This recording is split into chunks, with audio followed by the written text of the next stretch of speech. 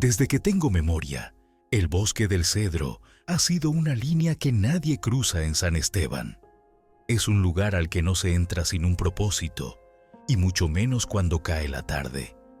La advertencia no está escrita en ninguna parte, pero todos la conocen.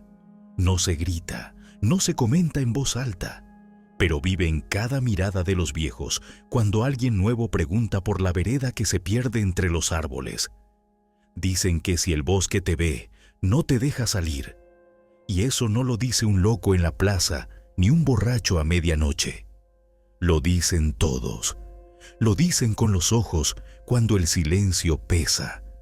San Esteban es un pueblo como muchos en el norte, alejado, con calles de piedra, con faroles antiguos que parpadean más de lo que alumbran.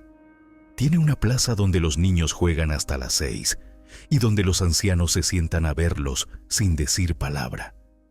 No hay tiendas abiertas después del anochecer. No hay ruido. No hay risas. A las 7 en punto, el pueblo se guarda y nadie menciona por qué. Pero todo el mundo sabe. El bosque es inmenso. Comienza al norte del pueblo y se extiende por kilómetros. Es espeso, profundo y de día parece inofensivo. Pero basta caminar unos metros para que la luz cambie. El aire se vuelve más frío. Los sonidos se apagan. El canto de los pájaros desaparece. Los árboles son tan altos que tapan el cielo y las ramas se entrelazan como si tejieran una red que no deja salir a quien se queda demasiado tiempo. En 1997, 3 niños desaparecieron en el bosque, 2 hermanos y su prima. Dijeron que salieron a buscar moras. Nunca regresaron. Sus bicicletas fueron encontradas al borde del sendero, recargadas contra un árbol que no parecía tener hojas. El pueblo entero salió a buscarlos. Caminos, veredas, barrancas, nada. Los perros no olfateaban. Los helicópteros no vieron movimiento. Fue como si se hubieran desvanecido. Las madres no volvieron a hablar. Y los hombres dejaron de acercarse al bosque, incluso de día. Años después, el recuerdo seguía vivo. Pero la gente ya no hablaba de eso. Los nuevos habitantes, los jóvenes, crecieron oyendo murmullos, advertencias camufladas como cuentos. Algunos creían, otros se burlaban. Entre ellos estaban Rodrigo, Sofía, Elías, Damián y Luna. Tenían entre 17 y 20 años.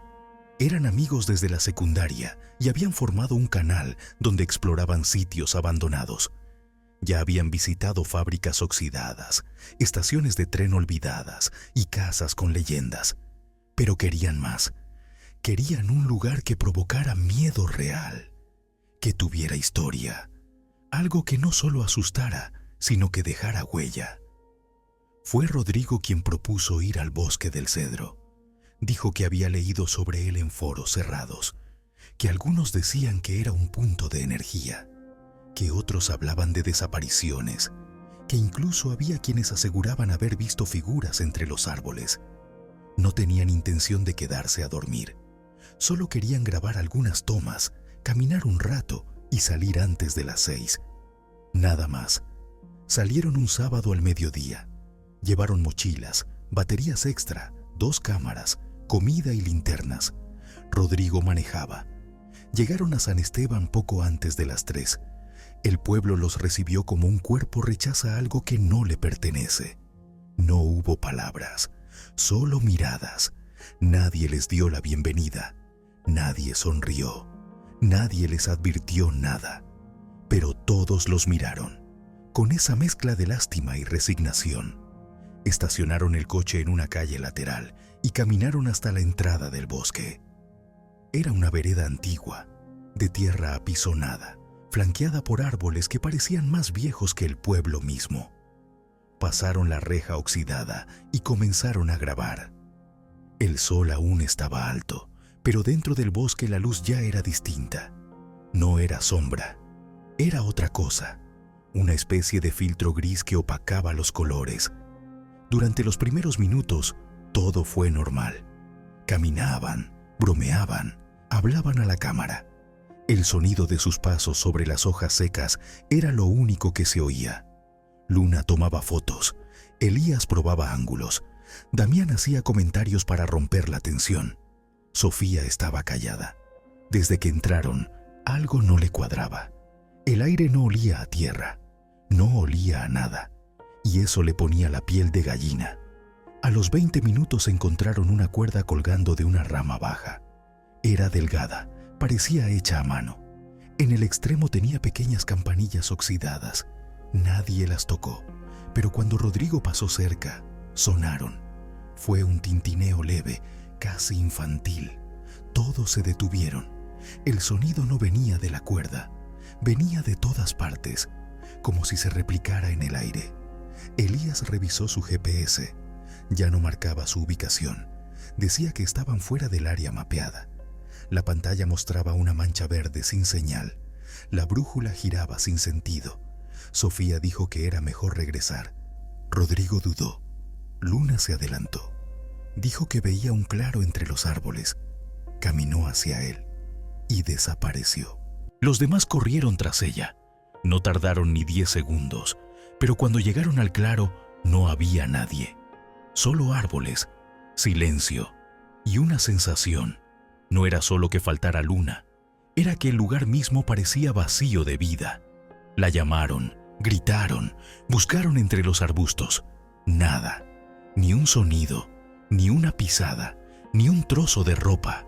Era como si el bosque se la hubiera tragado sin dejar rastro. Sofía comenzó a llorar. Damián intentó tranquilizarla. Rodrigo grababa todo. Elías apuntaba la linterna hacia todos lados, pero el alcance era limitado. La niebla comenzó a levantarse, poco a poco, como si el bosque supiera que ya era hora. Intentaron volver por donde habían llegado, pero el camino ya no era el mismo. Los árboles se habían cerrado. Las ramas entrelazadas formaban barreras. No podían pasar. Cada vez que giraban en una dirección, volvían al mismo punto. Era imposible, pero estaba ocurriendo. Fue entonces cuando Sofía vio algo tallado en un tronco, una letra. Era una L, justo debajo, la fecha del día. Rodrigo palideció. Elías tragó saliva. Damián no dijo nada, solo se apartó. Pero donde pisó, el suelo cedió. Cayó, no más de 1 metro. Pero cuando se levantó, no era el mismo. Estaba en otra parte del bosque, y los demás ya no lo veían. Rodrigo gritó su nombre. Nada, solo el eco. Un eco que se repetía más veces de lo normal, como si alguien más lo estuviera imitando. Sofía se apoyó en un árbol, respiraba con dificultad. Elías la ayudó. Rodrigo se adelantó unos pasos y entonces lo sintió. No lo vio, lo sintió. Algo, detrás de él. Giró. Nada, pero el aire había cambiado. Ya no era húmedo, era pesado, casi sólido. A las 6:40 escucharon un susurro. Era la voz de Luna. Estoy aquí. Venía de varios lados, no tenía dirección. Rodrigo apuntó la linterna. En uno de los troncos, una figura, alta, muy delgada, inmóvil, sin rostro, solo forma. Cuando la luz la tocó, desapareció. Elías empezó a grabar sin parar. Todo, aunque la batería estaba en rojo. Sofía ya no podía caminar. Rodrigo cargó la mochila de ella. La niebla los cubría. Ya no sabían si caminaban en círculos. El bosque ya no era un lugar, era una trampa. A las 3 de la madrugada, Elías cayó al suelo, desmayado. Sofía, sin saber cómo, lo arrastró. Caminó, siguió, tropezó, pero avanzó. Y entonces, una luz, una vereda, barro, huellas de neumáticos, una camioneta, un leñador. Ella gritó, él la vio y se detuvo. Sofía se desmayó antes de tocarlo. La encontraron al amanecer, deshidratada, rota, sin recordar cómo salió. De los demás, nada. El bosque no habló, nadie volvió, solo ella, y nunca volvió a ser la misma.